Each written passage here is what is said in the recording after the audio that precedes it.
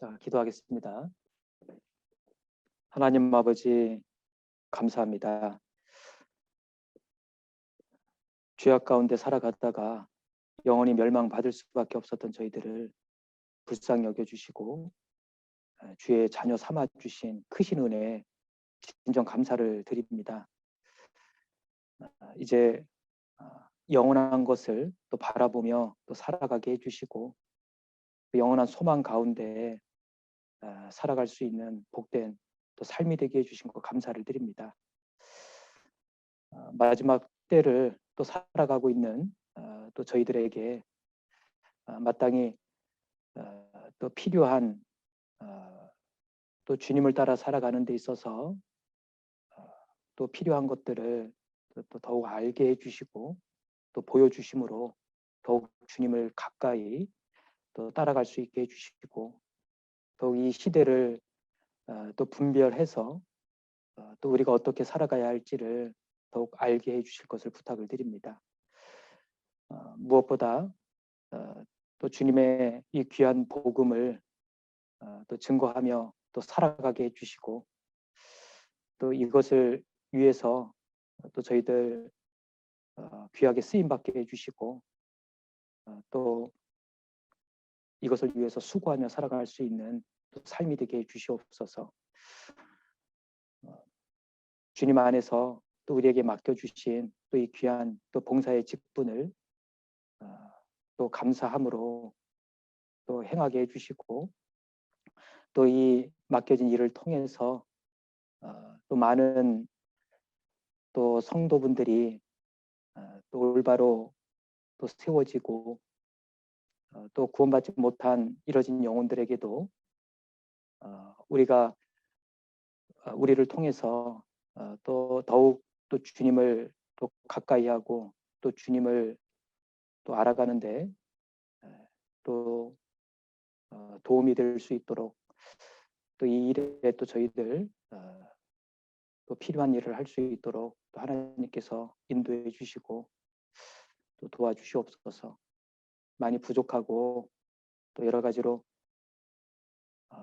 또 저희들 또 아직 또 육신에 또 속해 있는 또 그런 모습들이 또 있습니다. 하나님께서 더욱 다듬어 주셔서 또 주님의 일을 하는데 부족함이 없도록 인도해 주시옵소서. 오늘도 주일을 맞아서 필요한 또 말씀으로 저희들 교훈해 주시고 또 오후 시간에 또 이렇게 전체 또 함께 교제할 수 있는 시간을 또 허락해 주셨습니다. 또 이 시간을 통해서도 또 저희들 또 서로 돌아보게 해주시고 또 주님을 더 알아가는 또 시간이 되도록 인도해 주시옵소서. 함께하지 못한 또 우리 형제 자매님들 계시다면 또 있는 곳에서 저희와 같은 은혜로 하나님께서 또 채워주시고 더욱 저희들 우리 각자의 위치에서 또 주님 의지하며 살아갈 수 있도록 주님 도와주시옵소서. 귀한 복음이 우리에게 뿐만 아니라 또 전 세계적으로 전해지는 데 있어서도 하나님께서 도와주셔서 우리를 통해 더 넓게 또 이 복음이 확장될 수 있도록 또 역사해 주시옵소서. 이번 대집회를 통해서 구원받은 또 우리 형제 자매님들 또 앞으로 성장해 가는 데 있어서도 하나님께서 도와주시고 교회 가운데에서 또 올바로 또 배움을 통해서 또 자라갈 수 있도록 도와주시옵소서. 모든 것을 주님께만 의지하고 부탁드립니다. 저희를 사랑하시는 예수님 이름으로 기도드렸습니다. 아멘. 예, 성경 창세기 마지막 장 이제 50장을 보겠습니다. 창세기 50장인데요. 50장 24절부터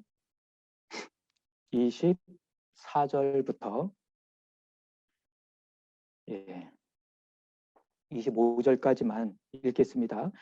요셉이 그 형제에게 이르되 나는 죽으나 하나님이 너희를 권고하시고 너희를 이 땅에서 인도하여 내사 아브라함과 이삭과 야곱에게 맹세하신 땅에 이르게 하시리라 하고, 요셉이 또 이스라엘 자손에게 맹세시켜 이르기를 하나님이 정령 너희를 권고하시리니 너희는 여기서 내 해골을 메고 올라가겠다 하라 하였더라.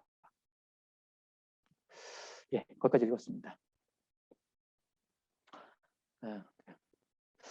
명절 잘 보내셨는지 모르겠습니다.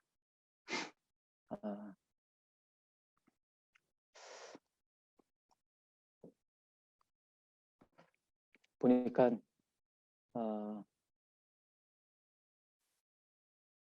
예, 그래도 계실 분들은 다 계시는 것 같습니다. 예, 이제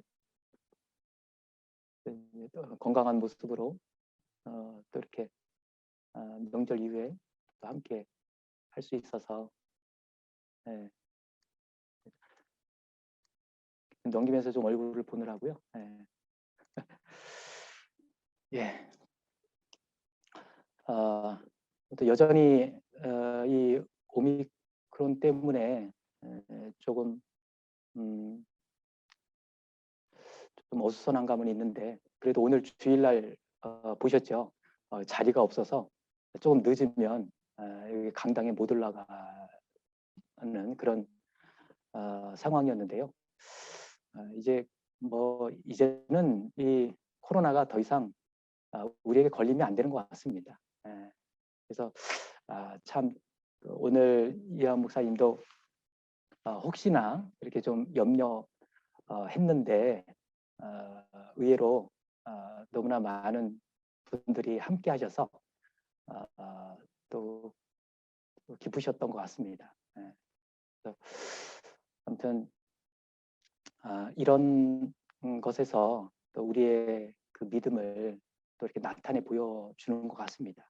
그래서 아무튼 저도 참 우리 그 형제 자매님들의 이 그 믿음이 정말 이런 그 위기 가운데, 이런 어려움 가운데 정말 비로소 이 진가가 나타나는구나, 이제 그런 또 오늘 주일 말씀드리면서 잠깐 좀 생각을 하게 됐는데요. 오늘 이 창세기 50장에 24절부터 25절까지 이게 이제 이제 그 요셉의 어떻게 보면 이제 마지막 그 임종의 말이잖아요. 네. 결국은 이 마지막 그 임종의 말도 결국은 이 믿음에 기인한 그 임종을 우리가 알 수 있는데, 그 부분을 좀 잠깐 좀 생각해 보려고 합니다. 사실 그 요셉은 자기 자손들에게요, 어떤 그 혈통과 그 애굽에 그동안 이제 쌓아놓았던 그 풍성한 재산을 의지하게 할 수도 있었습니다. 우리가 지금까지, 내가 지금까지 애굽에 이곳에 사실 종으로 팔려왔잖아요. 그래서 여기까지 오기에 얼마나 그 정말 그 파란만장한 삶을 살았습니까? 그래서 이제 읽어놓은 그 얼마나 많은 아주 풍성한 것들이 있습니까? 후손들에게, 자손들에게 그것을 의지하게 할 수도 있었겠죠. 걱정하지 말아라. 앞으로 몇 대는 아주 편안하게 아무 걱정 없이 살 수 있을 그런 것들을 의지하게 할 수 있었는데, 요셉은 사실 그렇지 않다라는 것을 이 말씀을 통해서 알 수 있습니다.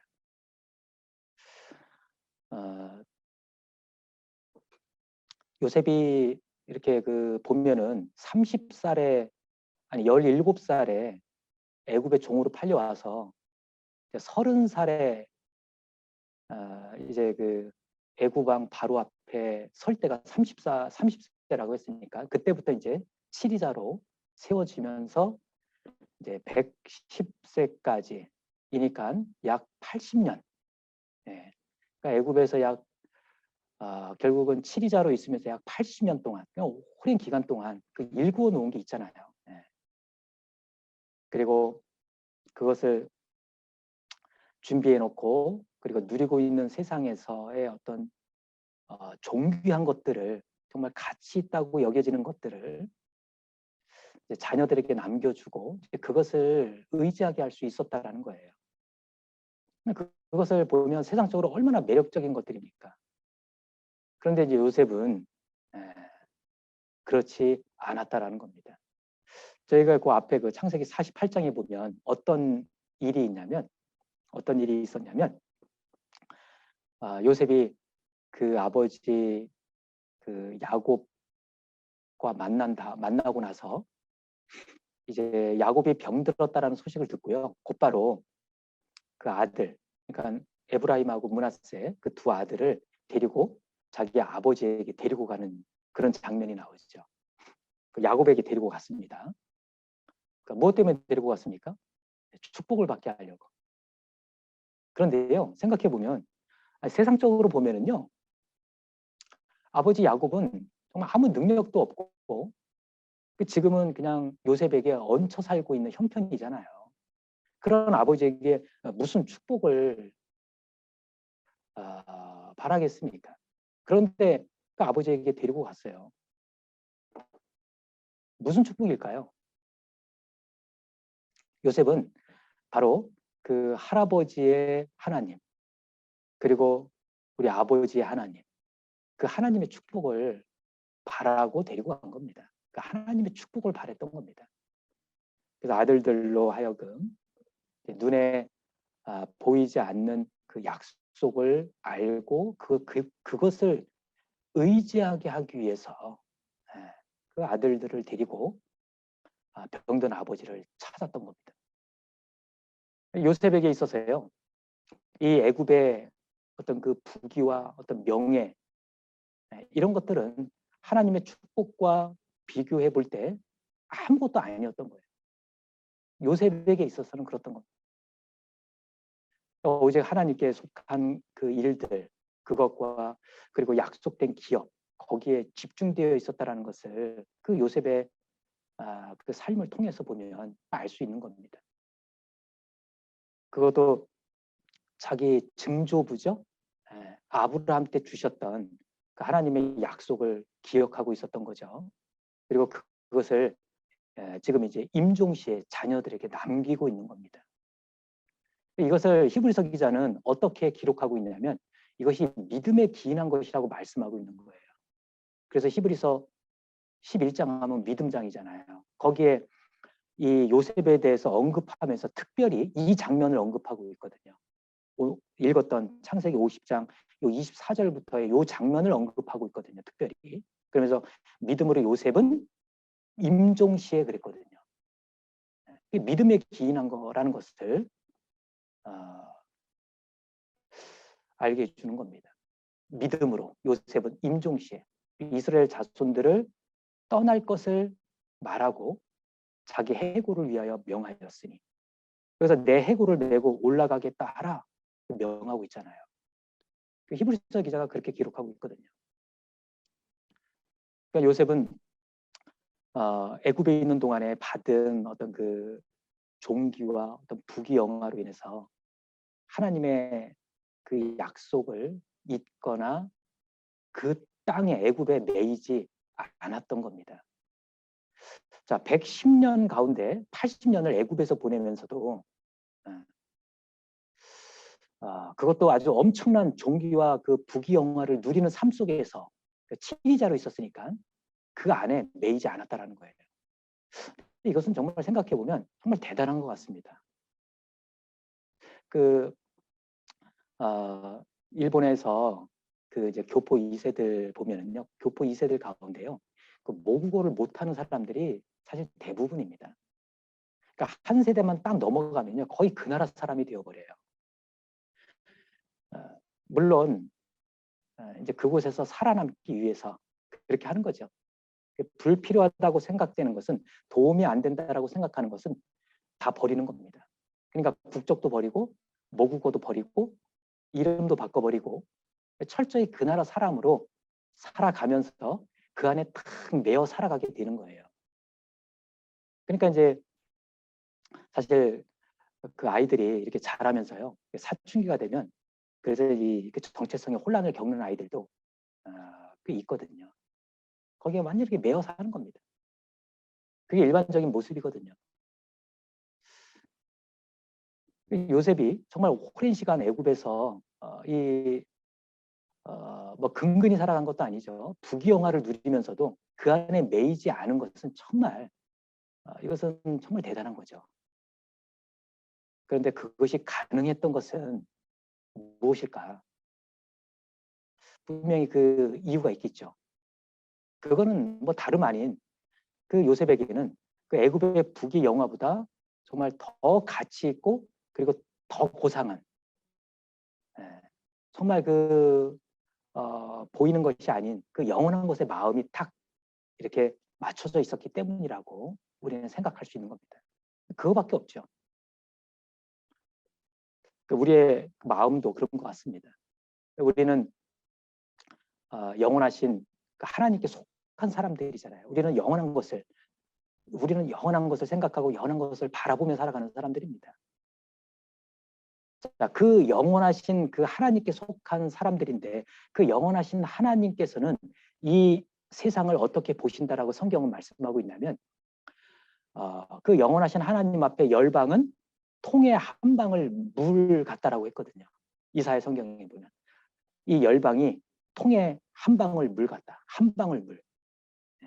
그리고 또 표현하기를 저울의 티끌 같다라고 또 말씀하셨잖아요. 그러니까 우리가 보기에는 정말 세상은 크고 넓은 것 같지만 그 영원하신 하나님 앞에 이 세상은 통에 한 방울 물 같다라고 말씀하시는 겁니다. 한 방울 물 그냥 훅 불어버리면 뭐 온데간데 없이 그냥 사라질 수밖에 없는 그런 한 방울 물. 자, 저울에 아주 적은 티끌이라고 했는데, 자, 저울 위에 그 아주 작은 먼지와 같은 티끌이 내려앉는다고 해서 그 저울 추에 어떤 영향을 미칩니까? 하나님 앞에 세상이 이와 같다라고 말씀하고 계십니다. 그런데 우리는 그런 그 영원하신 하나님께 속한 사람들이라는 겁니다. 그러니까 이 세상에 속한 것은 사실 우리에게도 마찬가지입니다. 우리에게도 저울 위에 정말 작은 티끌처럼 아무 가치 없고 그리고 나에게 그러니까 그 영원하신 하나님께 속해 있는 나에게 아무 영향을 미칠 수 없다라는 겁니다. 이 세상 그 어떤 것들도 저울 위에 작은 티끌 같은 것들이기 때문에 그렇습니다. 그런데 현실은 그렇지 않잖아요. 현실은 나에게는 세상이 왜 이렇게 정말 대단하게 보이고 세상 가운데 겪는 또 고난들은 왜 이렇게 무겁게 느껴질까? 현실이 그렇지 않습니까? 현실. 이것은 내 안에 영원에 속한 것에 대한 그 소망이 흐려져 있기 때문이라고 말할 수 있습니다. 그러니까 일깨우지 못하고 있기 때문일 겁니다. 있는데 일깨우지 못하고 있는 겁니다. 성경에는 우리의 잠시 받는 환난에 경한 것이 지극히 크고 영원한 영광에 중한 것을 우리에게 이루게 함이라라고 말씀하고 있습니다. 그러니까 이 세상의 그 환난, 어떤 시련에 대해서 말씀하시기를 잠시다. 그리고 아주 경한 것이다. 이렇게 말씀하셨는데, 자, 이것은 하나님께서 내 사정을 잘 모르고 말씀하신 걸까요? 그렇지 않다는 겁니다. 이렇게 말씀하신 이유는 바로 그 뒤에 이어지는 말씀 때문이라는 거죠. 우리에게 주어질 영광이 너무나 크고 영원하고 중하기 때문이다. 이렇게 말씀하고 계시는 겁니다. 그래서 어떻게 보라? 비교해 보라는 겁니다. 현재의 고난은 장차 우리에게 나타날 영광과 좋게 비교할 수 없다. 비교해 보라는 겁니다. 그래서 요셉에게 있어서 이 애굽은 세상을 상징하잖아요. 이 애굽의 이 세상의 아주 그 종기와 어떤 부귀, 이것이 그의 신앙을 망가뜨리거나 손해를 주지 못했다라는 겁니다. 그러니까 요셉은 올바로 일깨워야 할 것들, 그리고 마땅히 알아야 할 것들을 딱 붙잡고 살았던 거죠. 근데 사실 이 사탄 마귀가 사실 지금도 보면은 이 같은 방법으로 역사를 하지 않습니까? 보통 세상의 어떤 부요함과 어떤 그런 세상의 번영, 이런 것을 이용해서 많은 그리스도인들을 신앙에서 자꾸 멀어지게 하는 그런 동일한 방법으로 지금도 역사하고 있다는 것을 우리가 잘 알고 있습니다. 인류의 처음 시작했던 곳에서도 그랬고요. 그리고 예수님 당시에도 그랬어요. 심지어는 예수님에게도 그렇게 접근했습니다. 우리가 마태복음에 보면 예수님께서 세례를 받으시고 침례를 받으시고 바로 사탄 마귀의 시험을 받지 않았습니까? 물론 하나님께서 허락해 주셨지만 그때 받은 시험 중에서 한 가지 어떤 것이 있었습니까? 그 높은 산으로 데리고 가가지고 예수님을 천하만국과 영광을 다 보여줬습니다. 그러니까 세상을 다 보여준 겁니다. 그러면서 뭐라고 이야기했습니까? 내가 엎드려서 나에게 경배하면 이 모든 것을 내게 주겠다. 마귀는 이렇게 그 세 번째 이제 시험을 예수님에게 한 건데 그 똑같은 그 말씀이 이제 누가복음에는 뭐라고 되어 있냐면 이 모든 권세와 그 영광을 내가 내게 주리라 이렇게 이야기하면서 나에게 경배하면 그러면서 한 말이 이것은 내게 넘겨준 것이다 이렇게 이야기해요. 마귀가. 이것은 내게 넘겨준 것이므로 나의 원하는 자에게 주느라. 사탄 마귀가 그렇게 이야기하거든요. 그러니까 사탄 마귀가 이것을 천하만국을 자기가 넘겨받았다 이렇게 이야기를 합니다. 그런데 그것은 사실 우리가 성경을 통해서 알 수 있는 거죠. 하나님께서 이 세상을 그 다스릴 권세를 처음에 아담에게 주셨는데 아담이 죄로 인해서 그 권세를 마귀에게 넘겨준 거잖아요. 그때 넘어간 거잖아요. 그래서 아담은 이제 하나님께 드려야 될 그 경배를 마귀에게 바치고 하나님을 배반해 버린 겁니다. 마귀의 말을 듣고 하나님의 말을 저버렸잖아요. 그래서 그 결과 이제 이 세상은 마귀의 권세 아래 있게 되었고 그리고 지금도 마귀는 하나님을 떠난 그 죄인들 위해서 왕노릇하고 있는 거잖아요. 그래서 예수님은 아담이 마귀에게 넘겨준 이 세상을 도로 찾으러 오신 거 아니겠습니까? 다시 말해서 그 마귀의 세력에 사로잡혀 끌려가는 사람들을 구원하시고 그리고 이후에 만왕의 왕으로 이 만국을 철장으로 깨뜨리시고 그리고 이 세상을 완전히 정복하실 그 계획으로 이 세상에 오신 거잖아요. 예수님께서. 그리고 아담이 마귀에게 넘겨줬던 이 세상을 이제 에덴 동산처럼 회복하셔서 1000년 동안 그리스도인들과 함께 다스리실 그 계획을 가지고 있는 거죠. 그러나 예수님께서 이런 영광을 받으시기 전에 이런 계획을 가지고 이제 예수님께서 이런 영광을 받으시기 전에 먼저 예수님은 어떻게 되냐면 십자가에 못 박혀 죽으시는 그 고난을 통과하셔야 되는 거예요. 그래서 복음서에 보면 그리스도가 이런 고난을 받고 자기의 영광에 들어가야 할 것이 아니냐라고 말씀하셨거든요.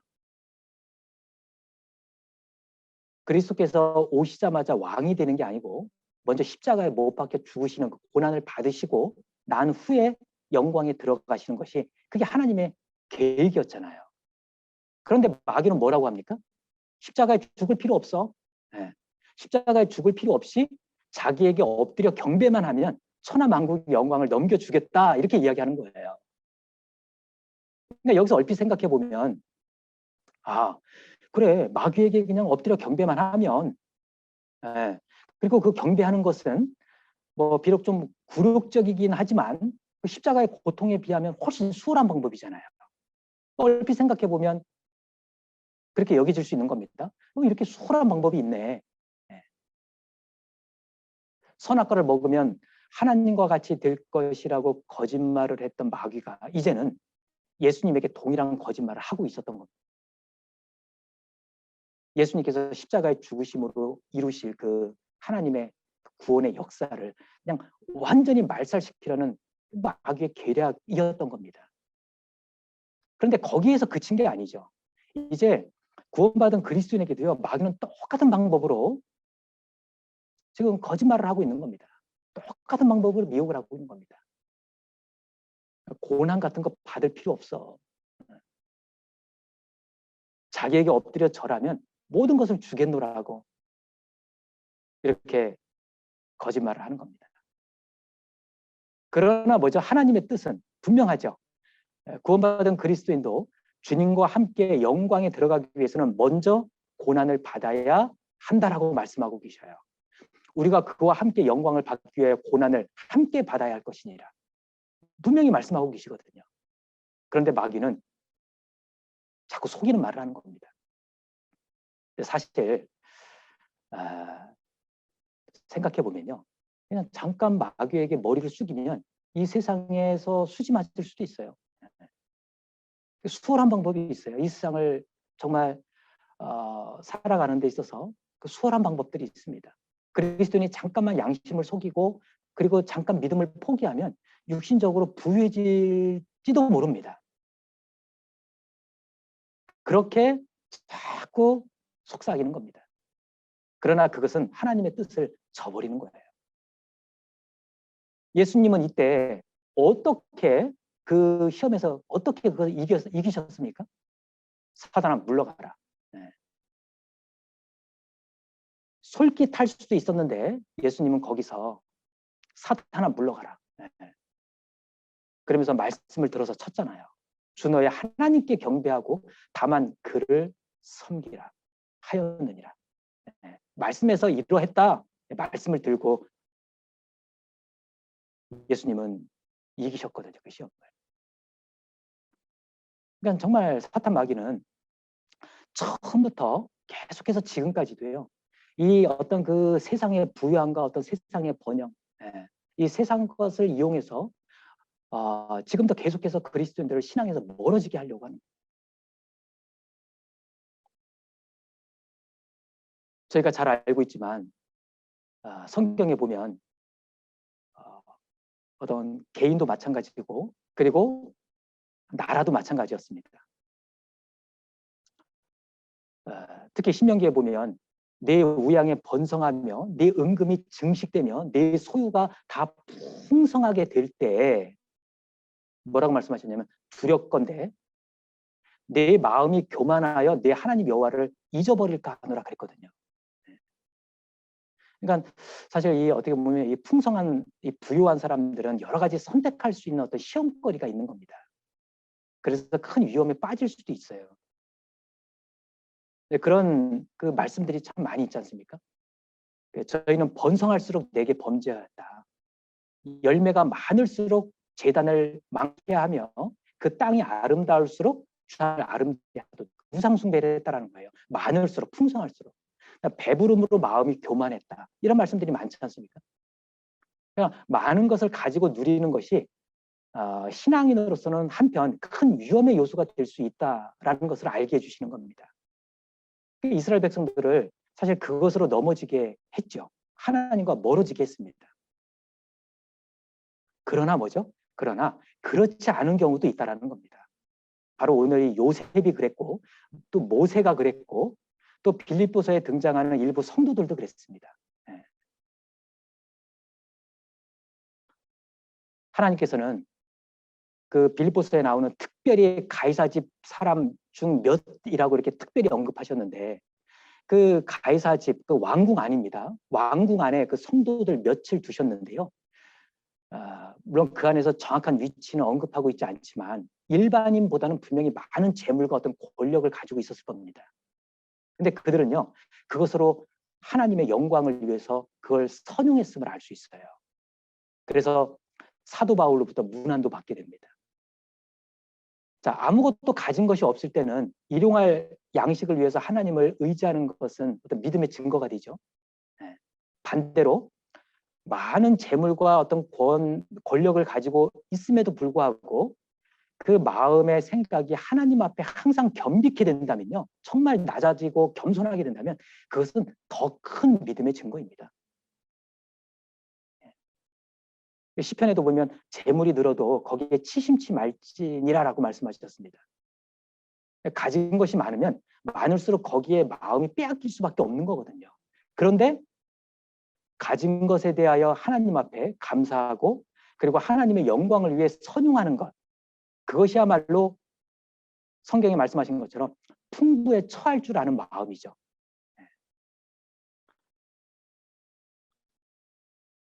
그것은 그야말로 많은 훈련이 필요하기 때문에 더 큰 믿음의 증거가 되는 겁니다. 우리나라 뭐 개인에게 해당되는 말씀이었지만 사실 이제 또 환경적으로 봐도 우리나라 같은 경우에 정말 복음이 이렇게 활발하게 전해지고 있지 않습니까? 그리고 우리가 신앙적으로도 얼마나 많은 말씀과 또 풍성한 교제가 있고 그리고 자유롭게 신앙생활을 할 수 있는 정말 그리스도인들의 어떤 최적지가 아닌가 싶습니다. 신앙생활하는 데 있어서 정말 우리나라에서 이렇게 신앙생활하고 있다는 것이 이게 얼마나 복된 건지 모릅니다. 그러나 한편 육신적으로도 사실 우리나라처럼 이렇게 살기 좋은 나라도 많지 않은 것 같아요. 그러니까 정말 영육 간에 우리나라에 살고 있는 거 이것은 정말 축복인 것이 틀림없는 것 같습니다. 그래서 어찌 보면 그래서 더 큰 믿음을 요구하는 그런 환경 안에 우리가 살고 있다는 겁니다. 시대적으로도 그렇죠. 얼마나 정말 편리한 세상입니까? 그리고 정말 이 육신의 욕구를 자극하는 것들이 얼마나 많아지는 세상입니까? 정말 보암직하고 먹음직하고 지혜롭게 할 만한 것들이 세상에 넘쳐나고 있습니다. 그래서 어찌 보면 시대적으로도 더 큰 믿음을 요구하는 그런 시대인 것이 틀림이 없습니다. 그래서 정말 이런 환경에서 그리고 이런 시대에서 살아가고 있는 저희들에게 정말 필요한 것은 정말 믿음, 그것도 그냥 믿음이 아니라 더 큰 믿음이 요구되고 있는 것이 분명한 사실인 것 같습니다.